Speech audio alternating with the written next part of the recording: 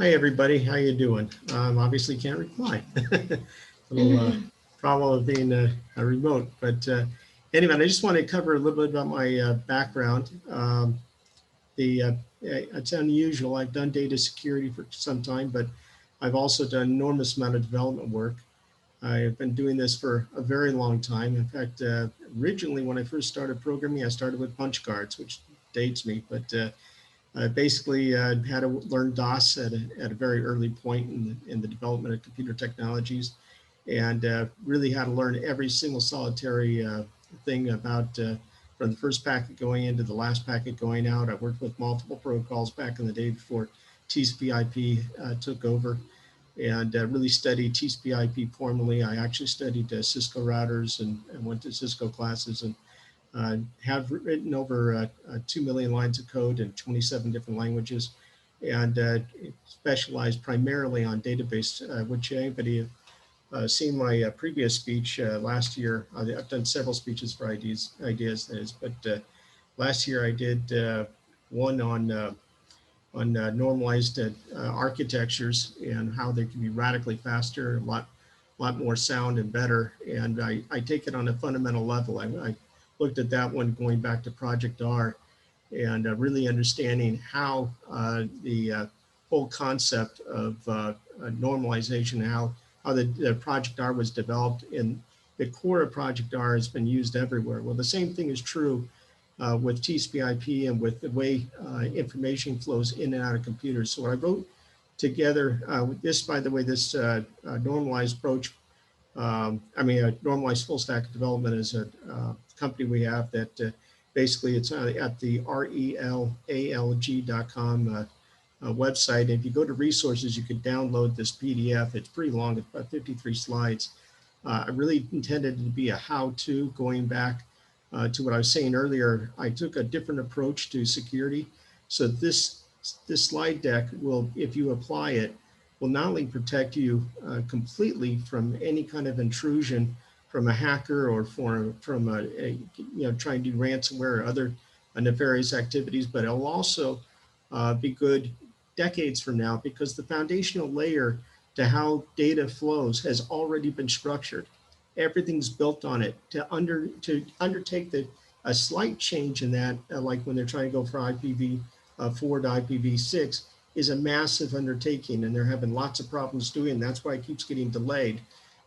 It is a big change just to make a 1% change. So structurally and fundamentally, all methods of attacking or intruding will be the same basically in 50 years, 100 years from now, most likely, because the fundamental architecture of the OS and how the OS operates and the fundamental architecture for the information flow on the web is not likely to dramatically change. It'll speed up. They'll do look nice and neat in different ways, but how an OS is secured with admin rights and the controls is fundamentally going to stay stable, or else software breaks, and that's the key problem. So I'm going to go through this as a conceptual, and you can understand better how I'm headed through it. So basically, I've covered a lot of the speech details. This is a table of contents. This has a little bit more understanding of what we're doing. You probably have already read this, so I'm not going to spend too much time on it. One of the things is this is a lot to cover in a short period of time. We have about 35 minutes to cover it, so I'm going to kind of fly through a lot of this. But there's going to be hopefully a 10-minute question and answer, depending on how slow I am at covering this. And in that question and answer, I can get into more detail about anything you have any questions regarding. So this is a little bit about my background. Again, you can download this and see a lot more about what I've done and who I am when you have an opportunity to go to the relalg.com and go to resources and download the PDF. These are some of the people that were very helpful. Two of them are work for the military as a very top level security experts for the U.S. military. Another two are data security experts in the private industry. One of them is reported to be one of the best hackers in the world. He acts for the benefit of, like I have, where I'm paid to go in and test somebody's security. and paid to do certain things. He's really quite phenomenal. He's written books on it as well. The others are people that are IT experts and or have provided information for me and been quite helpful getting this presentation prepared. There's three main concepts of how to attack. You want basically to think of your domain as your vault with your gold inside. Your basically your key technologies and intellectual properties, that is, and data. The concept, and I've talked about this already, is that the information's vast here. I'm not going to reiterate this because I've already covered it, but it's important, very much, or very important to um, basically get the concept of how penetration is made and how to stop penetration on a conceptual level, because all attacks, all programs have to go in certain methodologies. And if you cover those methodologies, you block them, you'll block everything that can possibly be thrown at you. So this is a little bit about a typical production domain environment, so we know what we're talking about. You usually have this in a co-location, and basically you go through the firewalls, the switch through the load balancers, the web farm then services out to the application layer and the data layer. And the support staff can come in directly through the switches and bypass the front end to be able to work on the data layer. And that's one of the areas that we're going to talk about for the security of the domain, how hackers go through that methodology by corrupting the support staff's machines. And we'll talk about that a bit. So basically, there are three ways for a production domain to be attacked. And basically, they're always after you. The first method is to get control of the IS or OS layers and seize control of the domain. So you have your DDoS attacks, which is basically they're bombarding the system. Uh, and the concept there is that they often use ransomware and other means to be able to try to extort money from you, or they're going to give you downtime by giving you massive amounts of calls to your service so that you can't deliver to your normal clientele. You're basically unable to perform. This is probably the easiest of all to isolate and stop. And you can do it proactively. You can do it, and we're going to go through a lot of techniques to go through that. But also in your setup and configuration, you can handle that. So we're going to go in that. I'm going to talk about too much right now because we're about to cover it. The other one is going to try to compromise the IIS or OS secure layer, and that's more of a direct. They're trying to get control of the underlying control software. So the OS is your control software for your machines, and they're just trying to take over the machine layer. Amen. So what this is kind of, you set up all these different access methodologies, and they're trying to bypass it, basically.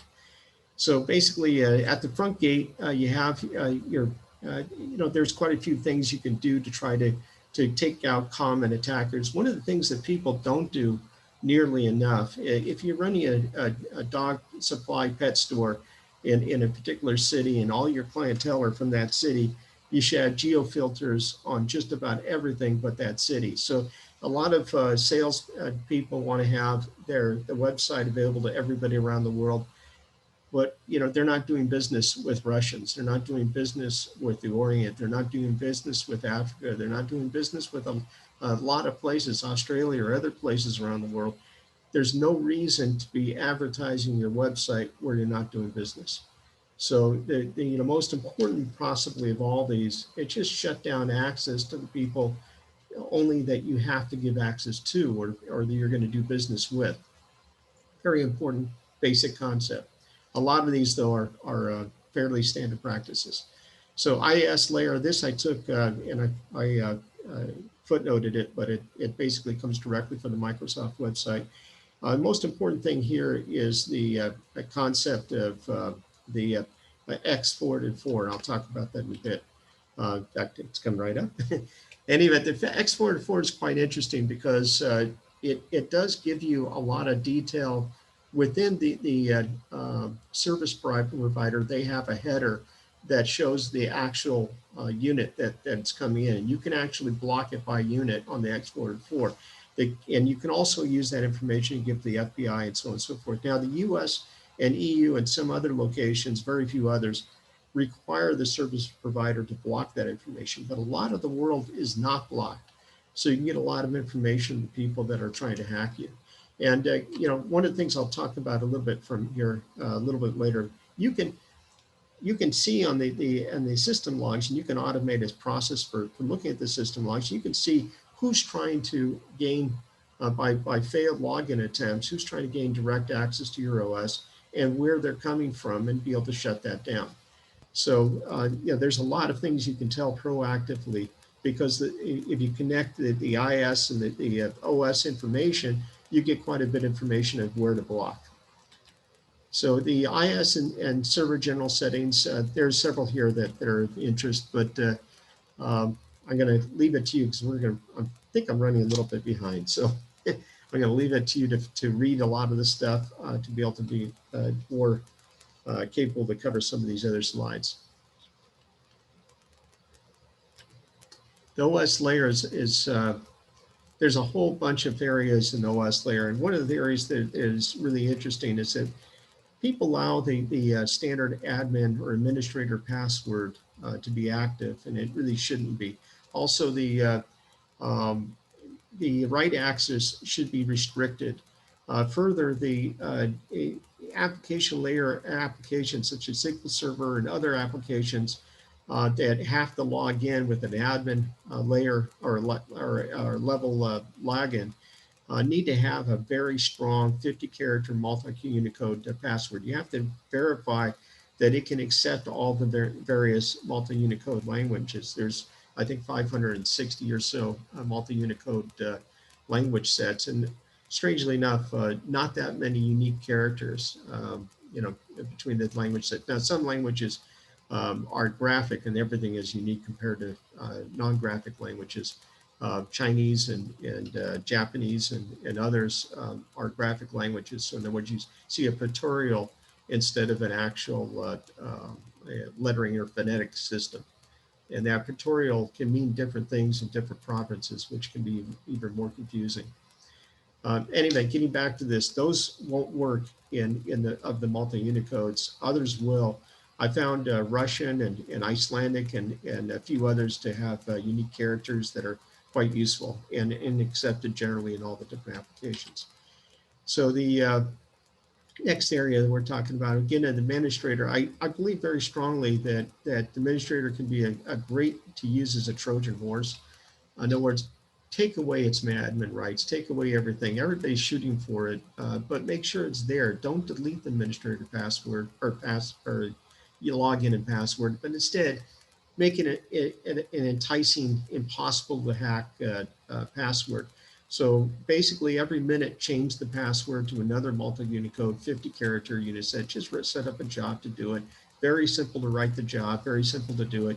I prefer to use date time as for a lot of the characters because it's always changing, and I don't have to do anything other than calculate which letter for which date, which number within the date time, with each order of the different spaces. So it works quite well. It makes it easy to calculate, so I can go back. I also use the server name as part of that calculation, and I have a translation from the server name to multi-Unicode, so that it makes it very easy for me to work with any server and be able to find out exactly what that password is at any given moment of time for any given server if I had to go through and need that password for any given reason.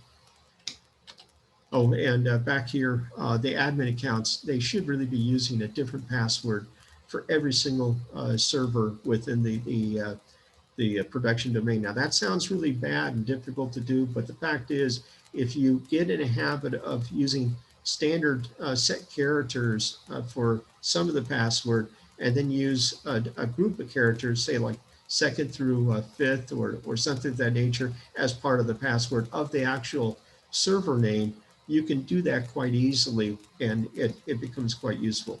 And always try to use at least one unusual character like the @ sign or something else to make it difficult for a system to try to be hacked.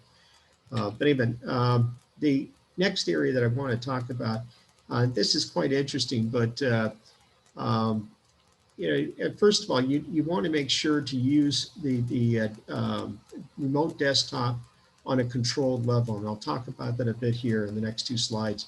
But the Active Directory domain logins should virtually never be used outside of when absolutely necessary, and you should use them from a computer that is not your normal computer to use. In other words, you don't have the files access and you don't have the email access you would have to your normal domain laptop. Further, and everybody gets annoyed when I say this, but the fact is it's really simple to do. Create another login and make that your domain. And I have mine, I just call it for installs only. And that's your admin login. And then your standard user login, which, you just have your first letter and last name or something of that nature. Make it a user only. Whenever you have to install something, go back to the other login. It's very simple to do, very simple to manage. It's less than 1/10 of 1% of the time, in the most extreme case, that you actually need that local admin right. But it's that local admin right that causes you all the problems. So I have in the next slide also, or next couple slides, about the human factor, but well, the next few slides, I should say. But the end result is this. To go into the remote desktop, you need to have remote desktop shut off to the domain all the time. The only exception is when you're about to use it. So what I do personally is I created a program that passes to an application that is a client server application that marks that when a domain admin wants to have the remote desktop available to them, and then it becomes available for only a minute for them to log in. And if they're not logged in, it shuts it off again. But it basically puts an entry in one of the database tables that flags that for that to be flagged turned back on. And I have a job running every minute that simply picks up the flags and then goes through the process using XP, a command shell, turns it on, runs using dots to the server in question, and turns on that the port, or opens the port, and then turns on the remote desktop functionality, and actually the admin account is disabled on all the machines, and it enables the admin account. Then the admin comes in, does their work. It checks every minute to see if that remote desktop is active. And if it's not active for more than a minute, then it simply locks them out again. So the admin goes off to lunch, does whatever they want to do. There's not an open hole extending. It shuts off the port. It shuts off all access to the, or disables the admins, shuts off all access to all the different features, and you have a secure environment again. Very simple to write that code, very effective, very, very powerful when you're trying to control the environment. The domain layer, going back to the ports, the ports are really important to shut off all the ports outside the exact ports that you're using for whatever applications you're trying to administer. Like in the case of SQL, it's 1442 and 1433. The interesting thing about that is that it doesn't have to operate on those ports. Almost no application these days do. It shouldn't be hard-coded. And you have to test this because you might run into an application that is hard-coded. I know from use that SQL Server is not. They made it so you can modify the port address. So you can make it in the 30,000 range, 40,000 range, whatever you want to do.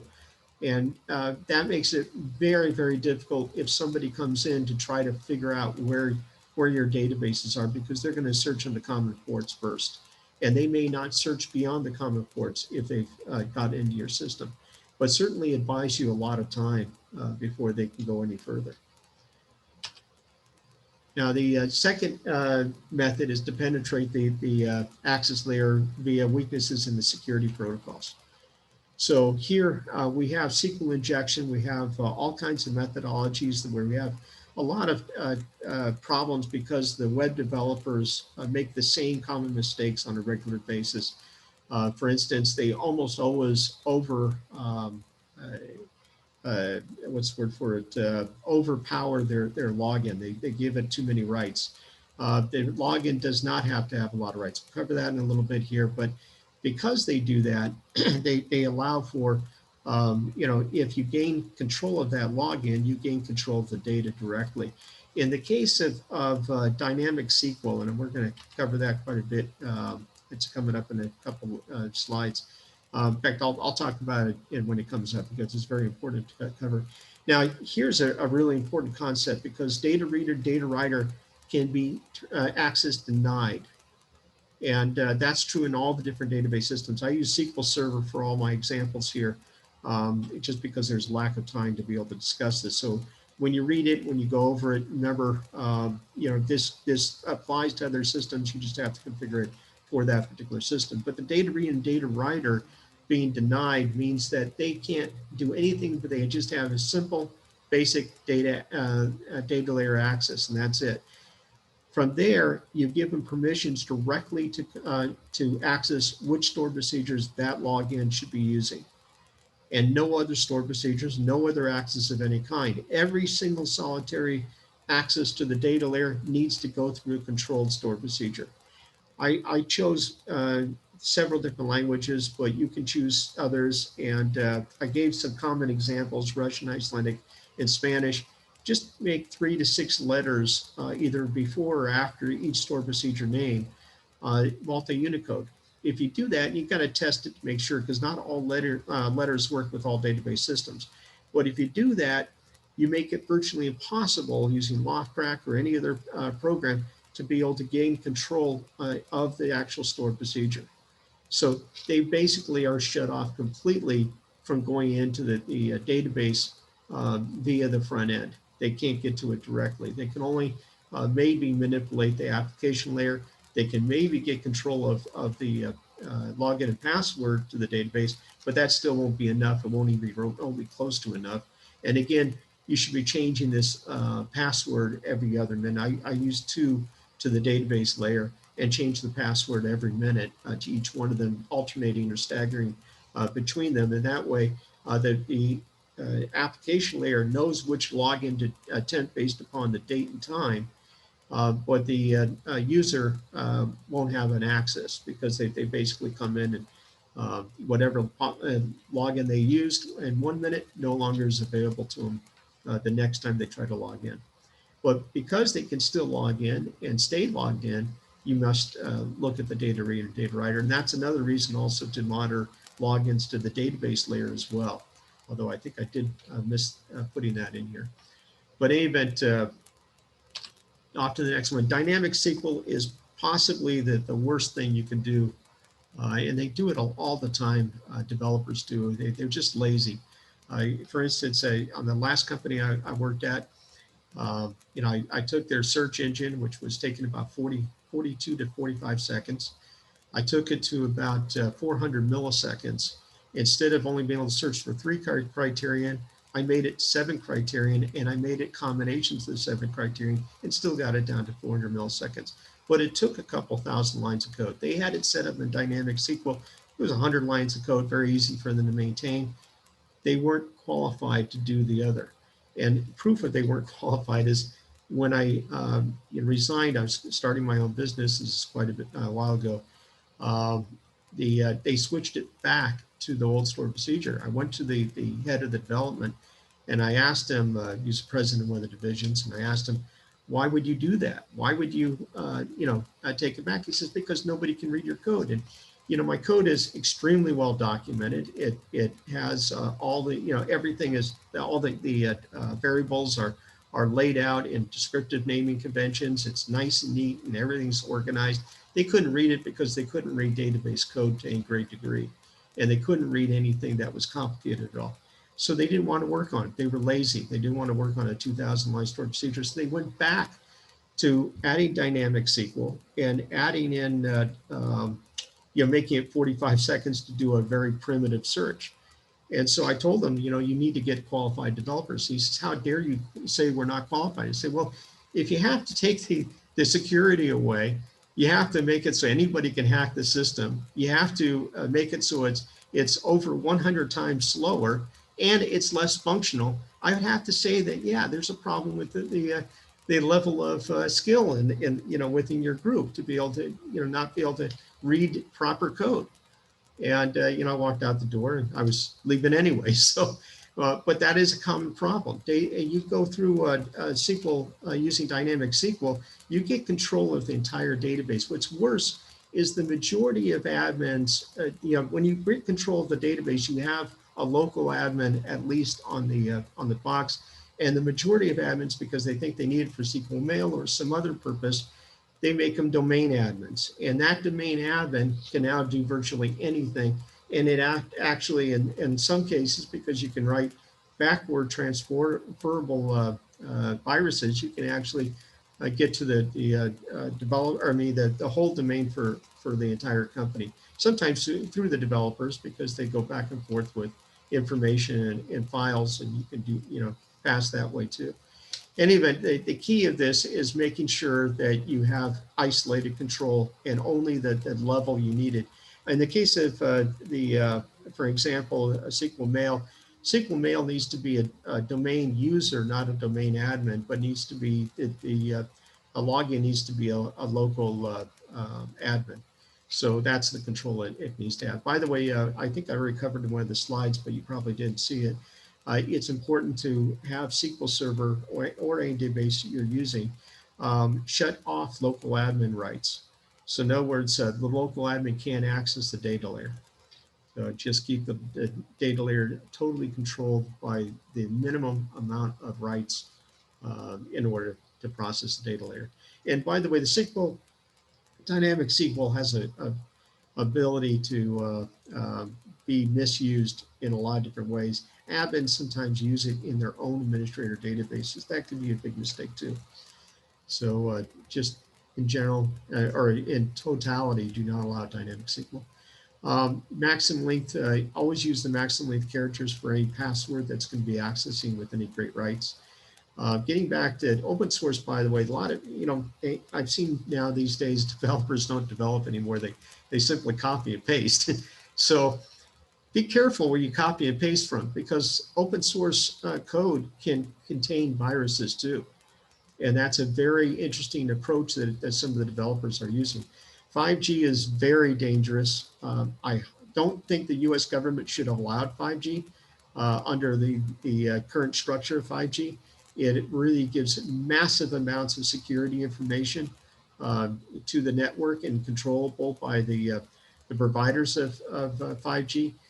So in my opinion, all 5G should be prohibited from any corporation environment, including the 5G devices that people take into their work, just to be for their own personal usage. So be very careful with 5G. Secure socket layers. Secure socket layer is an interesting topic. I was talking to one of my associates, and he was bringing up the importance of secure socket layer, or else nobody will trust a site. And the fact is, most people don't know how secure socket layer actually works and what it's doing. So in the case of secure socket layer, it's only getting the information encrypted that's going between various computers within your network. If they're not in your network, they're not encrypted. So information going from the user to the website and back to the user is not encrypted. That being said, you got to be careful. SQL, when you're doing database calls from the web layer to the database layer, that too is not SSL encrypted. It's interesting, SQL provide their own encryption, but SQL actually builds their own pipe, their own bandwidth when actually being accessed. And so they're not on the same network, or you getting or interfering with the same network traffic. So you can have a network that's completely stopped because of a bad device, and or whatever may be the case, and SQL is still working perfectly fine. It's really bizarre to watch. I've seen it happen on a couple occasions. The net of it is you have to provide SSL separately for the data layer, and that would be a control between the data layer and the app farm, or the web farm, and you have to set that up within the SQL server. And so there's a lot of information online how to do that. The as far as the file layer is concerned, it's only helping you when you're moving files within the server domain. The biggest reason you need it, in my opinion, is to handle imaging files and to handle backup files and restore files. So we'll go through that a little bit in some of the further slides here. Let me just check my time. I am really behind time. So I'm going to pass through the secure socket layer a lot faster. And a human factor, number one killer of companies is by far the ego, and that it really covers everybody feels they have to have more rights than they really do. Also, I found a lot of executives want to have the full database of production on their local computer, which is a massive security hole. I can do seeks by looking on anything that's using the standard 1443 or 1434. Same for all these other database systems. And I can find the installs and I can usually hack into them within minutes because they're not properly secured on local on desktops. One of the security, when I'm going through auditing, that's one of the first things I do auditing. And usually that has two things. It has not only a lot of the key company information that you don't want proliferated, but it also has in the database directories, even though you're not on production, it still has a list of the logins that were logged in production on that database, as well as the rights that they have. So you can actually see which ones are system administrator logins or database administrator DBO logins, and actually then target those logins once you're into a production environment. Very dangerous. Again, nobody needs to have admin virtually ever, but on laptops and on desktops, a lot of the executives demand an admin right because they don't want to be bothered with IT knowing what they're going to install. Don't give it. Just really important they don't have it because it's their emails that are going to be the target point for most of the corruptions that are occurring. The viruses that are going to come through, the hackers that are going to use ransomware, they're dependent on that ego. They're dependent on that misuse of admin rights and that constant use of admin rights. Okay, but again, I'm running out of time, so I'm going to try to pan through this as quickly as possible. There's a couple interesting stories that I'd like to tell that I don't think I have the time for. And you can download this again through relalg.com at the resources tab or section. This tab, it's one of the click on items or below. Name it physical control of the backups. I'm going to cover that really quickly as I can. Backups are really important to control. My experience is nobody does it properly. The best way to do it is to set up other co-locations in other cities and have it on the same pipe. In other words, have it within your same IP pool. Set it up as part of the local domain. Use SSL between the servers and actually move your backups to the servers. You can then keep it in software format instead of having to go to hard tape. The hard tape won't grow feet like it does in IT storage areas. And in the case of the software, you can then verify the backups were made, that they had the proper amount of K. And if they don't, if something's off about how big the backups are, or somebody added 300,000 records or decreased 300,000 records, you have the ability to then audit that particular tape to make sure it's accurate. And another thing that people don't do with backups is test the backups, make sure they're running and operated. The biggest thing is they don't encrypt the backups, and you need to have an automated process for encrypting and non-encrypting. Getting back to testing, it's real important to do a full test, not just check, for instance, the database is there. But in the case of SQL Server, you need the master and MSDB. Without the MSDB, you don't have the jobs. Without the master, you don't have the login. So if you can't recover on a new system from scratch all of the information, you don't have the ability to operate.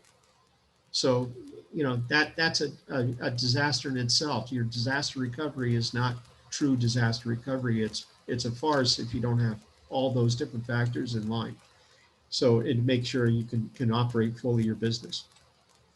I have best practice there, but I pretty much covered it. The physical control, I also, physical control is a real important problem, and people are losing the physical control. The offsites, for instance, you don't know who that handles the backup tapes. Nobody audits, nobody interviews or finds out what the backgrounds are for the minimum wage employees often that are doing the transport of the backups or working at the offsite backup facility, backup storage facility. That is. So very important to know how to control that. Now I have a little story here that you can read about it, but it is amazing how bad backup systems are audited, how bad they're set up, and how overcharged some of these companies are in doing it, and then they don't work. They're not there when you need them. Um, Again, this is physical control. I've covered a lot of this actually already. The data access, it's very important you control that. I want to talk about one area in particular, offsite, and more over the cloud, and we'll talk about that. Physical shared hardware. Basically, if you have shared hardware, you allow a lot of different, and one of the things covered heavily in the slides that I didn't cover right now is side channel attacks. So if you have shared hardware, they have ways to go to CPU cache and be able to get a lot of information about your logins, your password, and URL, and all the information that they need to be able to go in and hack your site. So, if you want to spend money and you want to save money, there's lots of ways to do it. My experience is it costs very little to have your own co-location. It's about $1,000 a month. And if you're any size company, there's just no excuse to go to a cloud environment, although you can if you wish, but you can't control the people that have access to your data. You can't control who has access to your backups. You have no ability to vet any of that information, and you can't control who else is on your server. In other words, how many other people have admin to your same server. They may be in a side group, as it's separated in the cloud, but it's physically the same hardware. Same is true with virtual domains. If you have multiple virtual domains on the same hardware, you can side channel from one that's less secure to one that's more secure by getting information out of the CPU cache.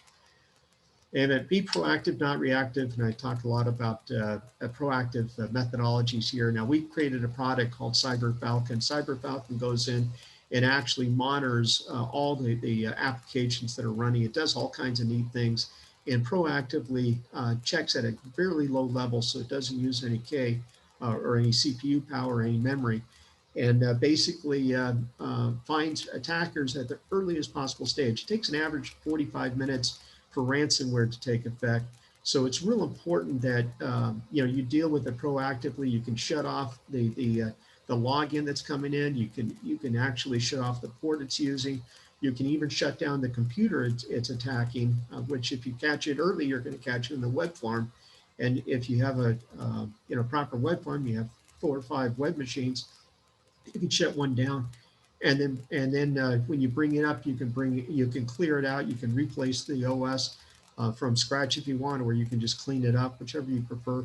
And you can change the IP address of that unit and basically put it back into the farm. So Cyber Falcon is designed to be able to detect any kind of I call them like rats, and so we have a falcon that goes in and picks up the rats. But the end result is that it also can check your protocols. It can check to make sure you've done everything you need. You can choose when you configure the Falcon to what layer you're going to try to secure your network. We recommend everything, but you pick your layer, and it will audit that layer to make sure you don't vary, or somebody that works for you or somebody that has access for whatever reason doesn't make a security change. If they do, it can notify you immediately and allow you to handle it proactively. The last thing I wanted to cover is the forensic analysis. Let me see how much time I have. I got very little time. So in the 2017 IDEA speech, I talked about the DNC servers being hacked. They were not hacked by the Russians, and the proof of that isn't all the the narratives that were being sold, but is the actual data. If you're when you're looking at there's a lot of information. I have several slides on forensic analysis, but when you're doing analysis of the data, if it's being internationally published or nationally published or published at all, you can tell a lot about who hacked you by the information that's published. Now, about 90% of all hacking is done by an internal resource, either being hijacked via email or whatever method, or actually having their own, dubious intent. In the case where you have all of one source of information, in this case, the DNC was all over 40,000 emails. It was one type of information only. They didn't have any other type of information, and they had the information dispersed among all members, from analysts to Podesta. Didn't make any difference. Remember, the DNC and the RNC are professional propaganda machines. The FBI, CIA, and NSA verified, according to statements they made, what I said in 2017, that the evidence indicates they didn't verify, that that was a narrative being sold. As of 2 months ago, excuse me, I should have had some water here. As of 2 months ago, the Adam Schiff released the the SCIF interviews of those three, and all three of them said there was no information indicating that Russia had anything to do with the DNC hack of whatsoever. So basically, they lied, which is common among politicians, and unfortunately, our security people are now politicians too. But is part of the deal. Getting back to this, it's real important to understand that the information you have at hand can tell you how you were breached, and sometimes who. In the case of the DNC hack, they probably had the fingerprints because they knew from the emails the date that the information was last accessed. So they knew what backup tape they would have to look for. And so basically, they're looking for an empty cartridge or a cartridge that has a tape in it that's blank. And that tape, if they handle it properly, can give them the information as to who took it. So that's part of the whole process to go through it. So that's the presentation. I hope you liked it. And I'm going to try to get back to where I can see everything. And now for questions and answers. And I'm not sure how to set that up. So Uh, go all ahead. right. Yeah, so we have one question. Sure.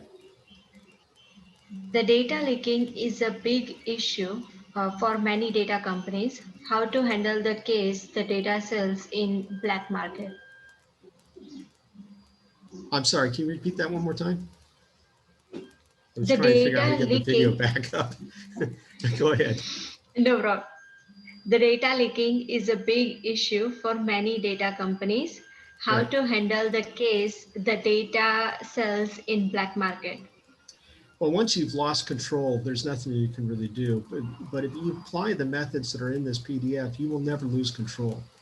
The control is always lost by the same process of how they enter the system, and it's usually using a human that is having too many rights in their local box and has an email, downloads the email, and that email has an entry point for the hacker. So the point of it is, and they expose further the network, and they move that entry point into the domain, the production domain.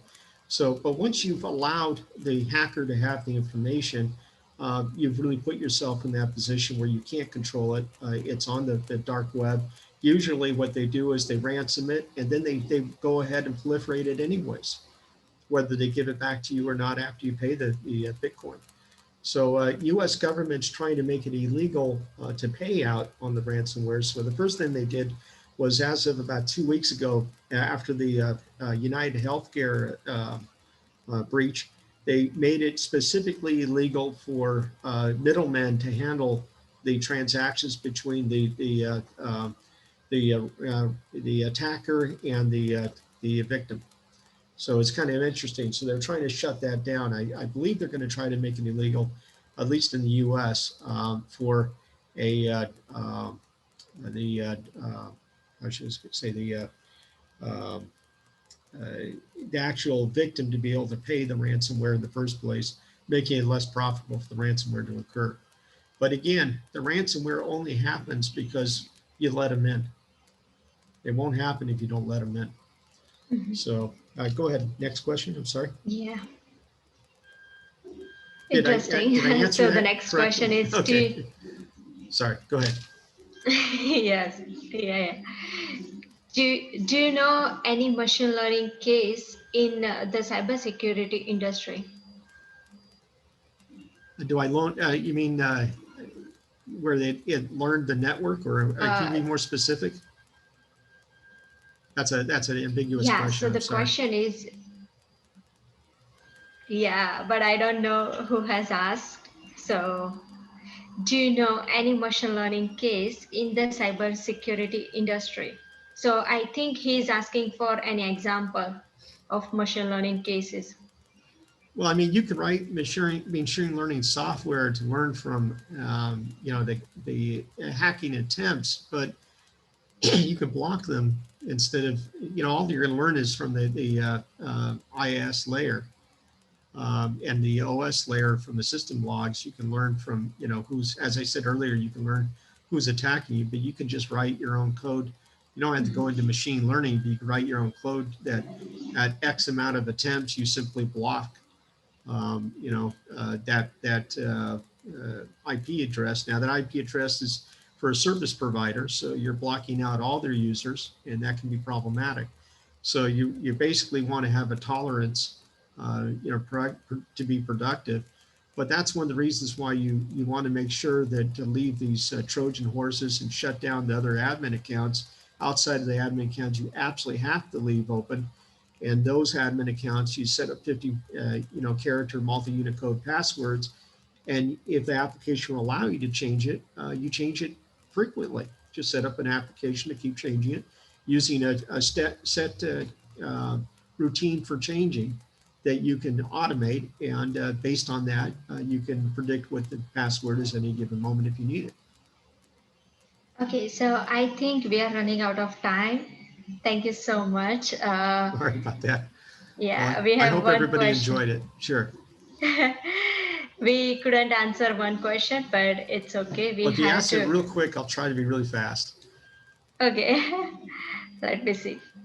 So the next question is: so do you think it was an employee that stole a backup tape from the DNC? Absolutely.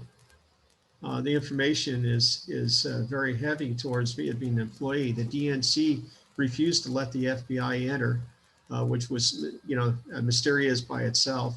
An employee did get killed just 2 weeks later. That was marked as a homicide for the purpose of robbery. Yet he still had his gold watch or whatever, and he had his money in his wallet. So that's mysterious in itself.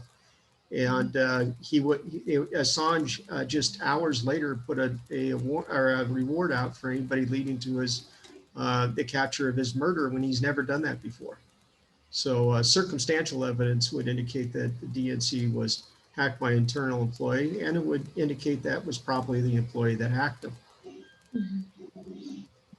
But the FBI should have investigated, particularly when there was a murder that was potentially involved. It was derelict on their duty not to do so. And last comment on that, I'm an independent, so it could have been IRC doing the same thing. They're professional propaganda machines, and our politicians are unfortunately not the highest caliber these days.